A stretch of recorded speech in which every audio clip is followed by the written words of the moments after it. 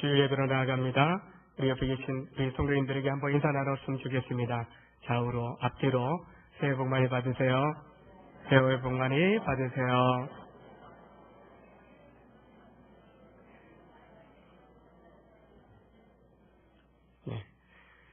교회를 하나님의 집이라고 말합니다. 하나님이 세우신 집이요, 하나님이 세워가시는 집입니다. 하나님께서 교회와 하나님 나라를 세워가시는데 가장 중요하게 생각하시는 것이 집, 가정입니다. 그래서 하나님께서 사람을 창조하시고 가장 먼저 가정이라는 공동체를 창조하셨습니다. 그만큼 가정이 중요하다는 것입니다. 하나님께서 창조하신 하나님의 형상, 걸작품인 사람이라면 그 가정 또한 하나님의 걸작이라고 할 수 있는 것이죠. 로버트 프로스트라는 사람이 가정이 무엇이냐라는 질문에 답하기를, 가정이란 내가 언제든지 가고 싶을 때 갈 수 있는 곳이고 언제든지 나를 반겨주고 받아주는 곳이 가정이다라고 이야기를 했습니다. 그러나 현대 사회를 돌이켜보면은 이런 가정이 점점 사라지고 있지 않습니까? 가고 싶지 않고 도망치고 싶은 곳으로 점점 바뀌어지고 있다는 것입니다. 여러분의 가정은 어떠합니까? 언제든지 가고 싶은 가정입니까? 아니면 가고 싶지 않고 도망치고 싶은 가정입니까? 올 한 해 우리 모두의 가정이 가고 싶고 함께하고 싶은 가정으로 더 성숙하고 또한 성장할 수 있기를 주의 이름으로 축원합니다. 하나님 창조하신 사역 중에 가장 중요한 사역이 마지막으로 창조된 사람 창조이고 또한 가정의 창조입니다. 아담을 처음 창조하셨을 때 아직 아담은 미완성의 모습을 보입니다.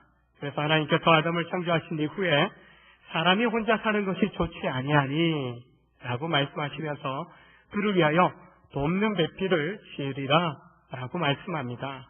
그리고 각종 들짐승과 공중의 새들을 지으시고 아담으로 하여금 그 생물들의 이름을 짓도록 바로 창조의 사역에 동참시키십니다.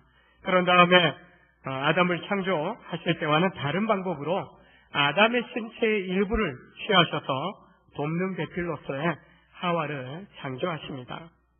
하나님께서 만드신 여자 하와를 이끌어 오실 때 아담이 반갑게 맞이합니다. 이는 내 뼈 중에 뼈요 살 중에 살이로다 라는 사랑의 고백을 하며 여자라는 이름을 붙여줍니다. 여자의 창조를 통해서 아담이 온전한 사람, 온전한 한 가정을 이루게 됩니다. 가정이 어떻게 시작되는가? 바로 돕는 배필이 생겨남으로 가정이 이루어지게 되는 것입니다. 아담이 혼자 있는 것을 안타깝게 여기신 하나님이십니다. 그래서 돕는 배필을 창조하시기로 돕는 배필을 지으리라 라는 약속을 미리 계획하시고 그 때를 기다리신 것을 보게 됩니다. 한 번에 남자와 여자를 동시에 창조하지 않으셨습니다. 아담을 먼저 창조하신 후에 너를 도울 돕는 배필을 너에게 주리라 약속하시고 그리고 창조의 사역에 동참시키신 이후에 그 다음에 때를 기다리시고 아담에게 하와를 여자를 만들어 주시는 것을 보게 됩니다. 여러분, 남녀가 만났다고 해서 바로 결혼으로 꼴이 나는 경우는 있지 않습니다. 첫눈에 반했다라는 이야기는 하지만 첫눈에 반한 그 시간들이 좀 지나야 만남의 시간들, 친밀함의 시간들, 사랑이 여물어가는 그런 시간들이 필요하지 않습니까? 일정 기간 만남을 통해서 서로의 사랑을 확인한 이후에 준비의 시간을 거친 이후에 결혼을 하게 되어지는 거죠. 일정한 준비를 거치면서 배우자를 맞는 준비를 하는 것입니다. 하나님은 아담이 무엇을 생각하는지, 무엇을 행하는지 살펴보신 이후에 스스로 자립할 수 있는지, 책임지고 한 가정을 세워갈 수 있는지 그 준비된 모습을 보시고 난 이후에 그리고 때를 이루어서 바로 여자를 창조하시는 것을 보게 됩니다. 결혼의 시기 무조건 내가 원한다고 할 수 있는 것이 아니죠. 하나님의 시간에 맞춰서 해야 하는 것입니다. 내가 좋다고 무조건 다 결혼한 것도 아니고요. 날짜 정해놓고 사람 없으면 결혼 못하는 거죠. 사람 있어도 준비되지 않으면 또 결혼을 할 수 없는 것입니다. 혼수 준비 잔뜩 해놨는데 여자가 없어요. 남자가 없어요. 이런 분들이 가끔 있어요. 혼수 준비가 우선이 아닌 거죠. 또 적정한 나이에 때가 이루어졌다 하더라도 적당한 가정을 이룰 만한 올바른 가치관이 정립되고 올바른 또 사랑할 수 있는 또 책임질 수 있는 그런 마음의 준비가 되었을 때 하나님께서 결혼할 수 있는 기회를 열어주시는 것을 보게 됩니다. 하나님은 돕는 배필로서 배우자를 아내와 남편으로 우리 가운데 주셨습니다. 이 돕는 배필이라는 것은 필요에 꼭 맞춰져 있는 돕는 사람을 의미합니다. 바로 남자든 여자든 어느 한쪽으로는 완전하지 않다는 거예요. 옆 사람 얼굴 한번 보세요. 얼굴 한번 보십시오. 옆에 분. 완벽하네요. 이렇게 한번 이야기합니다. 완벽하네요. 하나님이 지으셨으니까요. 완벽하네요. 근데 완전하지는 않아요. 하나님의 걸작품으로서 완벽해요. 우리는 뭐라고 흠잡을 수는 없어요. 그러나 우리가 살아가는 모습을 보면 마음밭이나 인격이나 또 삶의 말과 행실을 보게 되면은 부족함이 있습니까? 없습니까? 옆 사람 보니까 하나님 만드신 시각으로 보면 완벽한데 인간적인 내 눈으로 보면 이 사람의 약점, 부족한 면 여러분 좀 지난 세월 속에서 같이 교회 다니면서 믿음 생활하면서 조금 이 부분 좀 채우시면 좋겠다.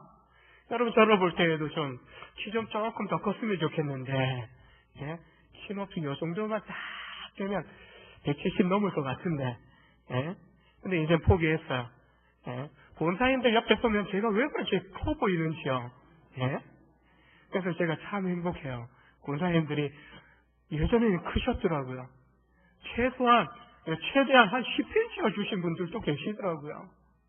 그만큼 점점 작아지시기도 하는데 저도 작년에 연말에 건강검진 갔더니 키가 줄었어요.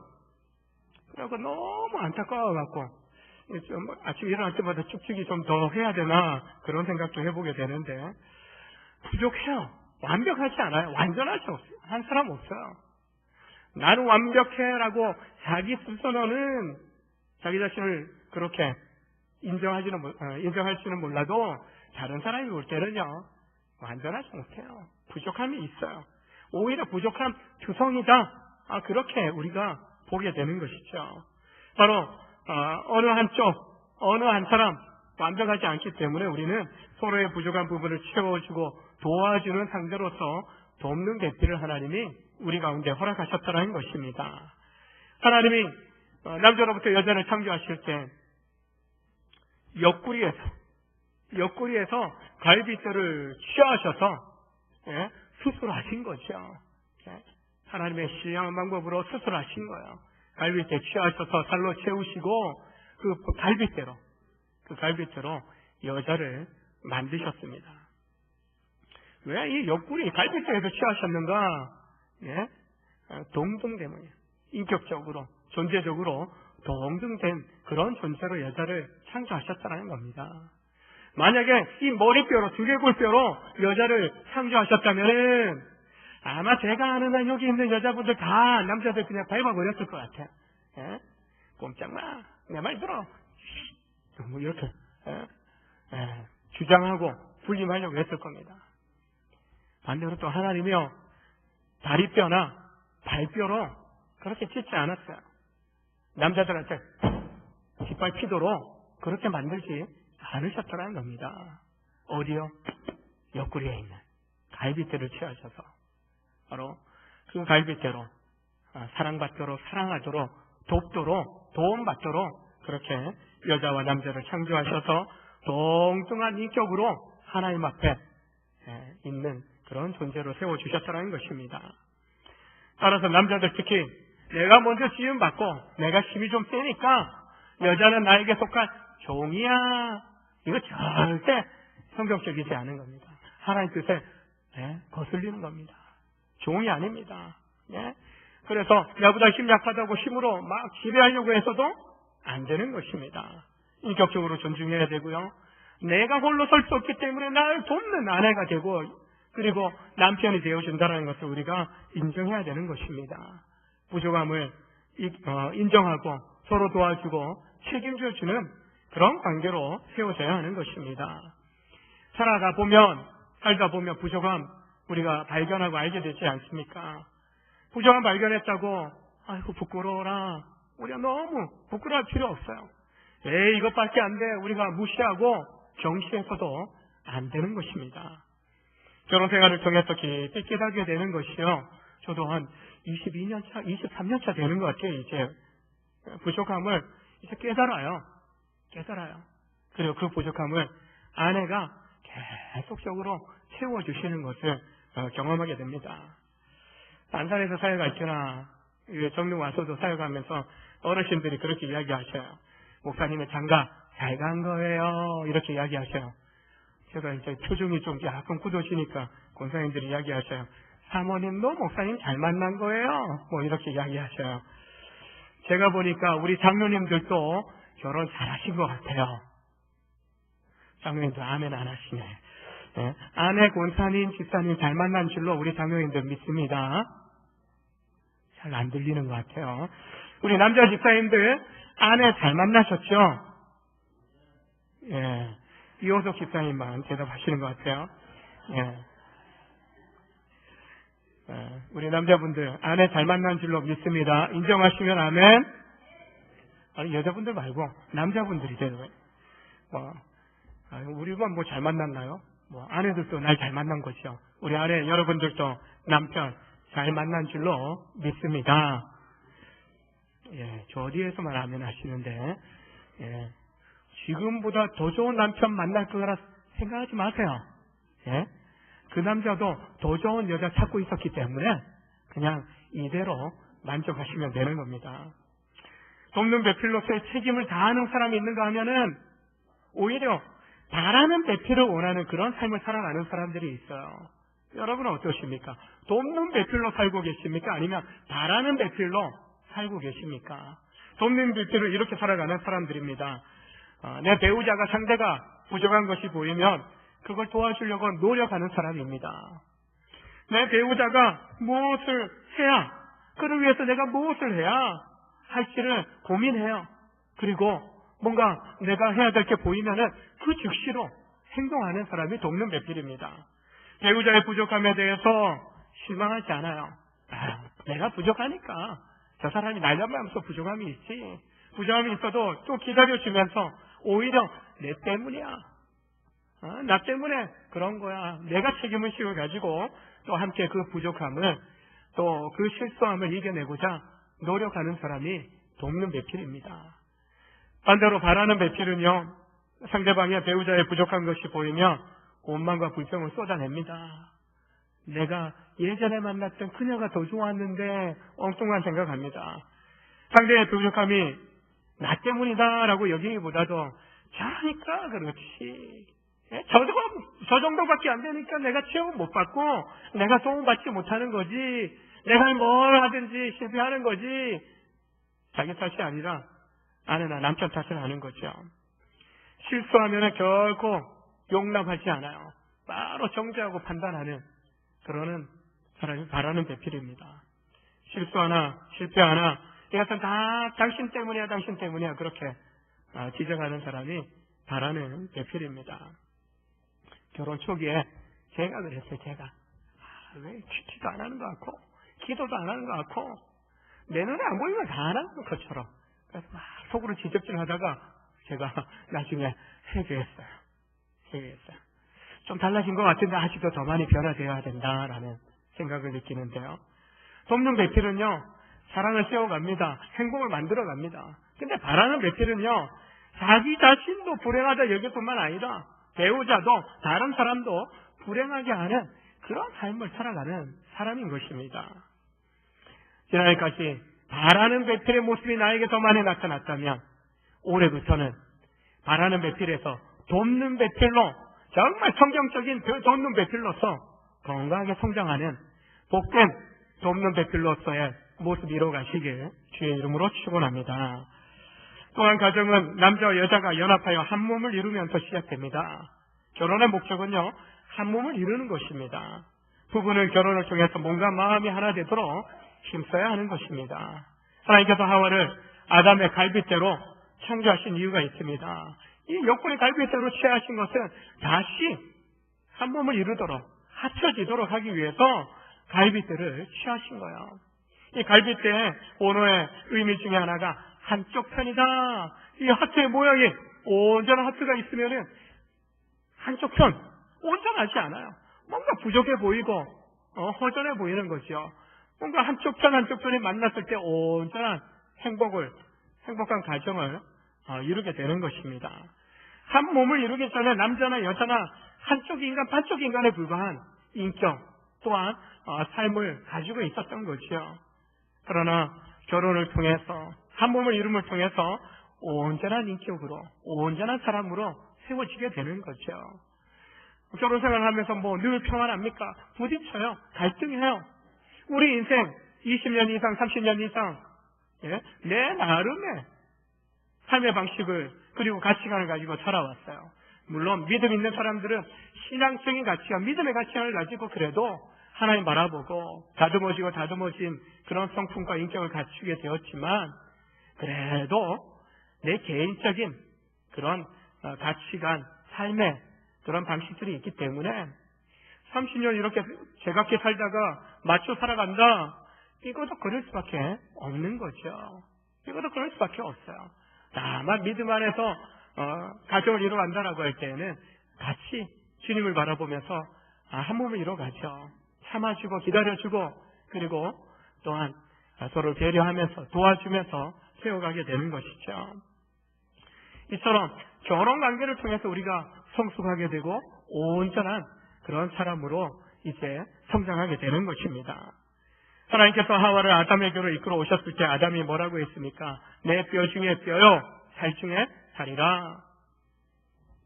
내 뼈에서 나온 뼈요, 내 살에서 나온 살이로다.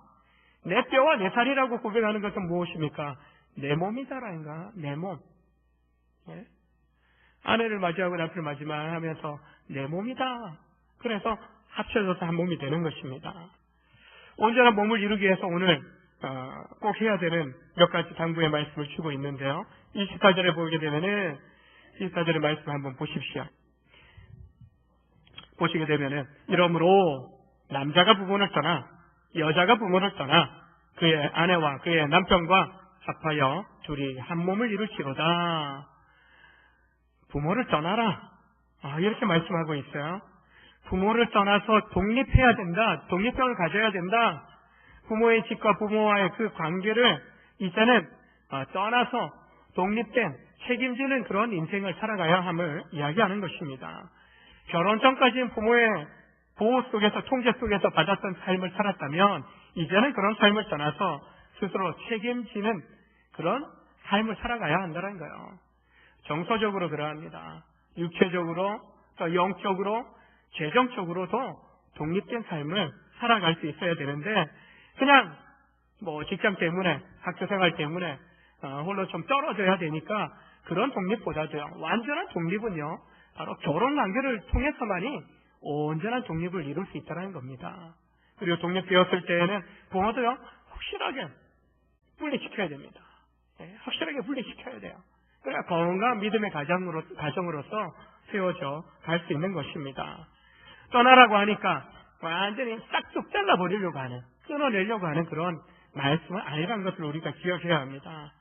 비록 결혼해서 부모로부터 독립하지만 떠나가지만 부모를 공경하라는 말씀 앞에 우리는 순종해야 됩니다. 떠나 살더라도 우리는 늘 단절하지 않고 연결되어서 살아갈 수 있어야 하는 것입니다. 다만 우리가 떠난다라고 할 때 늘 좀 주의 깊게 늘 생각하고 있어야 되는 것은 이제는 우리의 자녀들이 그리고 우리 자신이 부모로부터 독립된 가정을 이루어간다라고 할 때 부모와의 관계보다도 부모와의 친밀함보다도요 아내와 남편과의 그 친밀함이 부부와의 그런 친밀함이 그 어떤 관계보다도 가장 우선되고 중요한 그런 관계가 되어야 한다는 것입니다. 여전히 어머니 품속에 들어가는 그런 모습, 친정의 식구들 찾아가는 모습 옳지 않다는 거예요. 우선적으로는 아내와 남편과 의논하고 결정해야 됩니다. 혹 우리가 아직 어리기 때문에 또 어른들의 또 조언이 필요하다라고 할 때에는 혼자가 아니라 함께 찾아가서 들을 수 있어야 됩니다. 함께 들을 수 있어야 돼요. 그리고 혹 나 혼자 친정의 부모님이나 형제로부터 이야기를 듣고 친가의 부모님이나 형제로부터 어떤 고면의 말씀을 들었다면 함께 그걸 주장하는 것이 아니라 듣고 와서 주장하는 것이 아니라 함께 그것을 또한 우리가 부부가 함께 나누고 또 우리가 함께 결정해 가야 된다는 것이죠. 삶을 살아가는 데 있어서 이제는 모든 것에 있어서 이제 부부가 함께 한 몸으로서 모든 결정들, 모든 것들을 함께 경험하고 이뤄가야 하는 것이 진정한 부부의 모습이고 온전한 가정을 세워가는 부부의 그런 모습이 되어야 한다는 것입니다.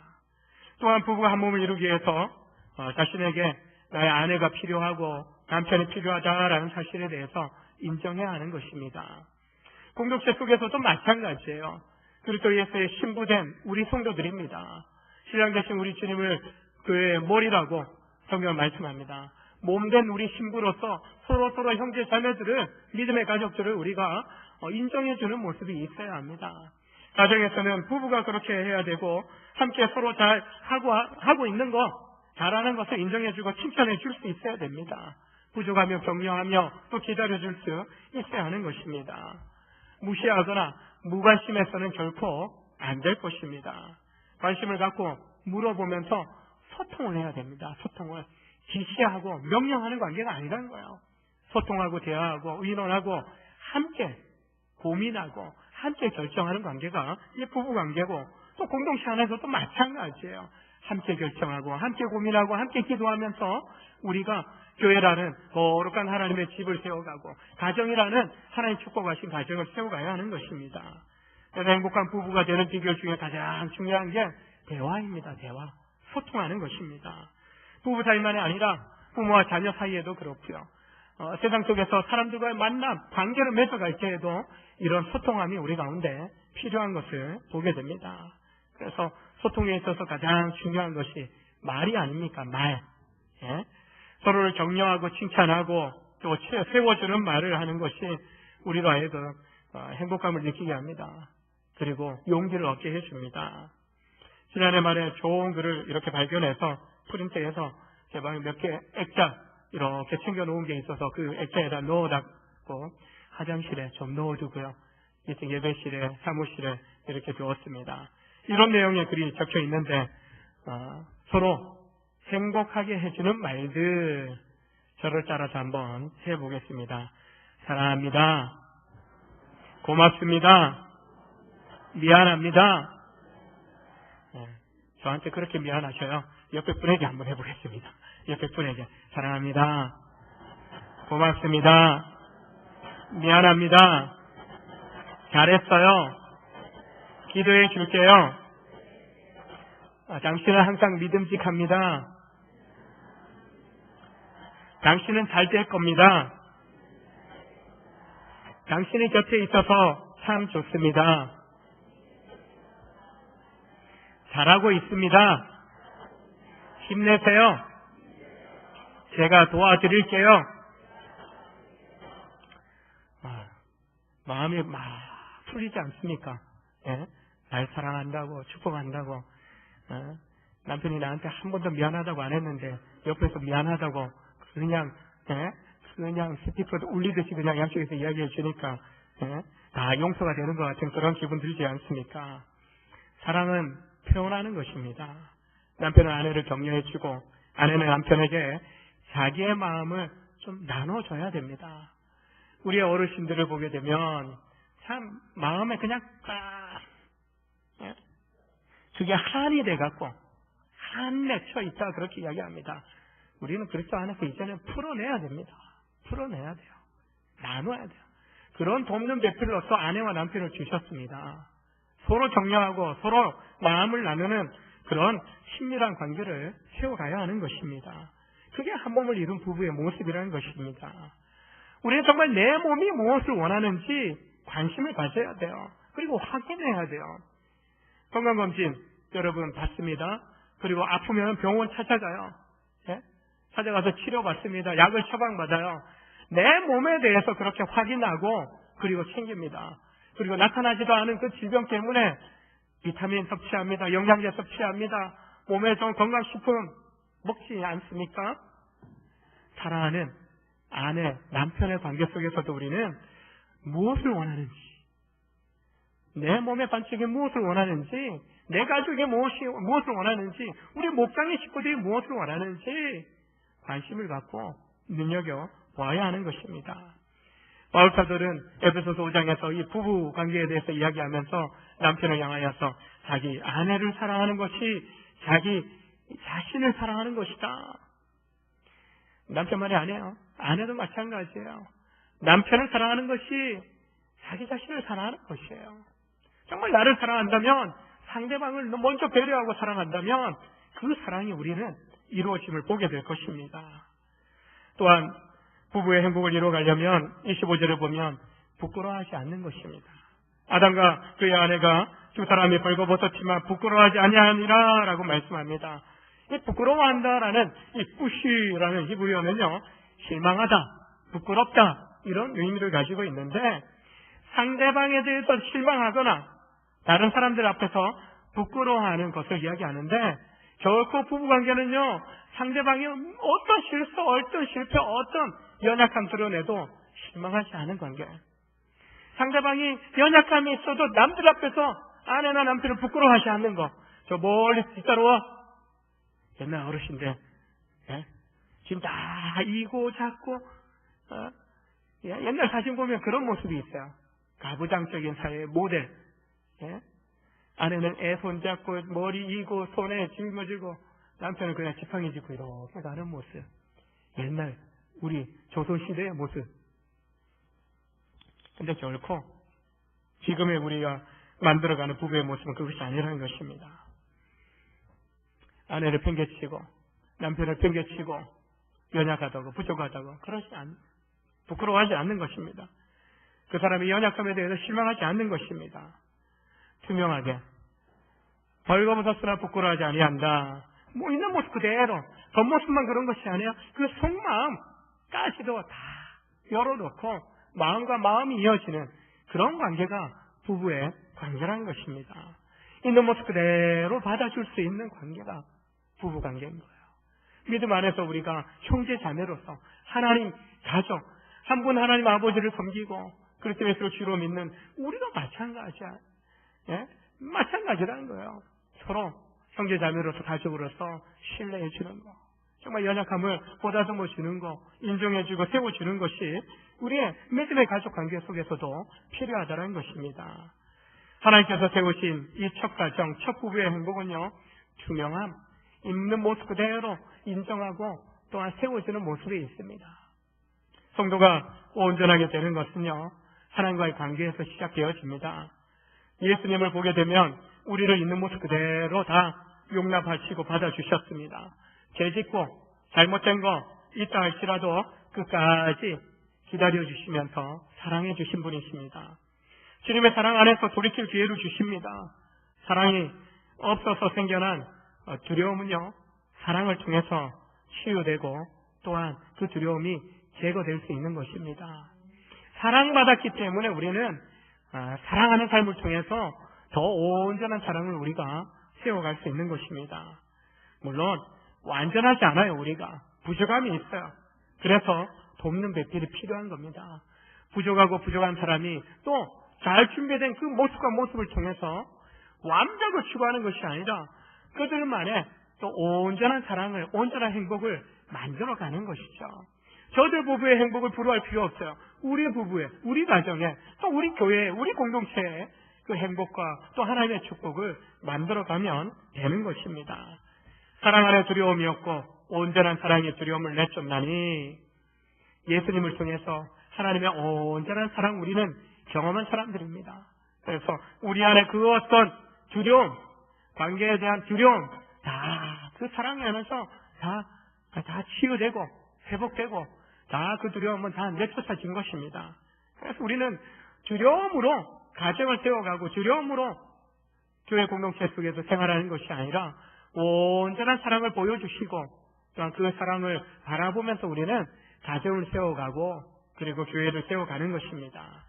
하나님의 사랑을 닮은 온전한 사랑만이 부부 안에, 가정 안에, 교회 안에 생겨날 수 있는 두려움을 내쫓고 신실하게 또 정말 서로를 인정하는 아름다운 모습으로 인도함을 받게 되는 것입니다.